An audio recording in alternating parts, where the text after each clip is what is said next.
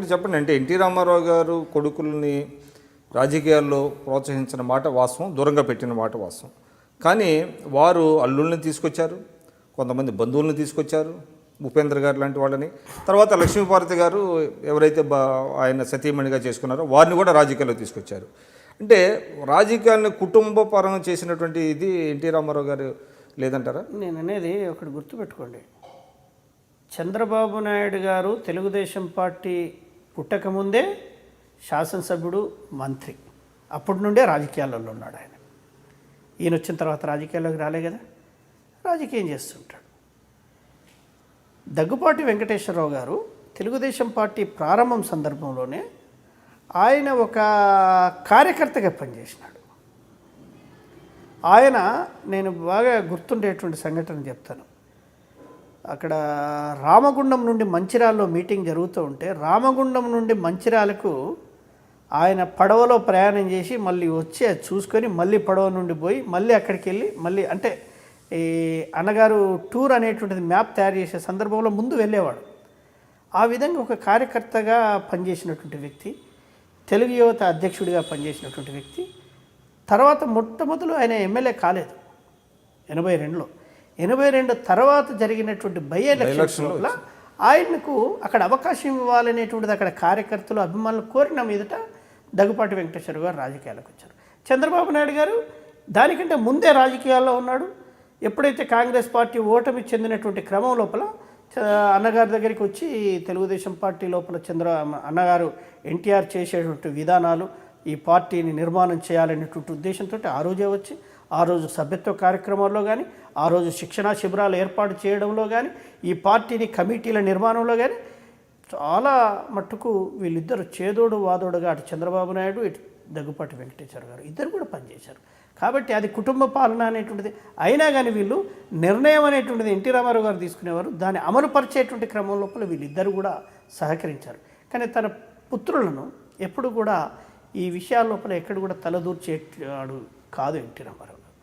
ఆ రోజు జరిగినటువంటి సంఘటన లోపల లక్ష్మీపార్వతి గారికి టెక్కలి టికెట్ ఇవ్వాలనేటువంటి క్రమంలో అప్పుడు హరికృష్ణ గారు లాంటి వాళ్ళని ఇవ్వాలి అనేటువంటి డిమాండ్ కార్యకర్తల నుండి, ప్రజల నుండి వచ్చినటువంటిది. మీరు చెప్పండి, అంటే ఎన్టీ రామారావు గారి వారసత్వాన్ని ఒకవైపు పురంధరేశ్వరి గారు కొనసాగిస్తున్నారు, హరికృష్ణ గారు ఇటీవల కాలంలో స్తబ్దుగా ఉన్నట్టుగా కనబడుతున్నారు. తిరిగి ఆయన రాజకీయాల్లోకి వస్తారా? రావచ్చు.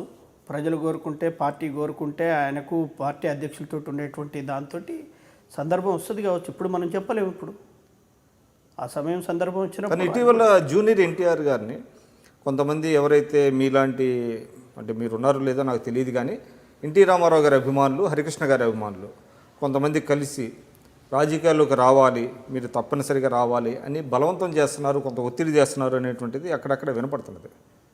నాకైతే తెలిసి నేను ఎక్కడా వినలేదు ఈ మాట. ఆయనతోటి ఎప్పుడు నాకు ఆ విధమైనటువంటి ఎప్పుడో అప్పుడు హరికృష్ణ గారితో కలిసినటువంటి సందర్భమే తప్ప ఎప్పుడు నేను కలిసినటువంటి, మీ దృష్టికి రాలేదు అయితే? నా దృష్టికి కూడా ఎవరు కూడా ఎప్పుడు కూడా ఆ విషయాలు ప్రస్తావనకు రాలేదు, కూడా ఎవరు కూడా చేయలేదు నాతోటి ఇప్పటివరకు. కానీ పురంధరేశ్వరి గారు కూడా ఒక సమయంలో పార్టీలోకి రావాలనుకున్నారు, దగ్గుపాటి వెంకటేశ్వరరావు గారు కూడా రావాలనుకున్నారు. కానీ వారిద్దరిని తెలుగుదేశంలో పార్టీలోకి రానివ్వకుండా చంద్రబాబు నాయుడు గారు అడ్డు చెప్పడం వల్లనే వాళ్ళు తిరిగి కాంగ్రెస్లోకి వెళ్ళారు అనేటువంటిది ఒకటి చాలా స్పష్టంగా ఉన్నది. అది మీరు ఒప్పుకుంటారా?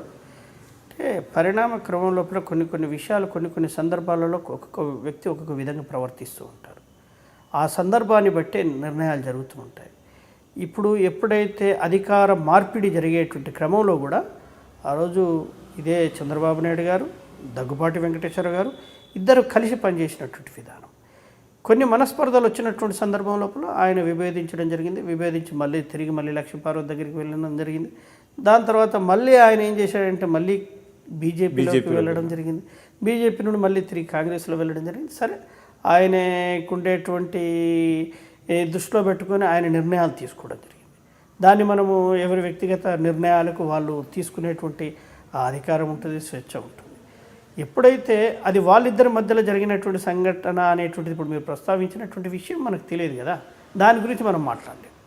కానీ ఈజే డాక్టర్ గారికి ఉండేటువంటి వ్యక్తిత్వము, ఆయన పని చేసేటువంటి విధానం సరే ఆయనకు ఉంది. ఆయనకు కొంచెము ఏం జరిగింది అనేటువంటిది మనం చెప్పేటువంటి పరిస్థితి, నిర్ధారణ చేసేటువంటి పరిస్థితి అయితే లేదు.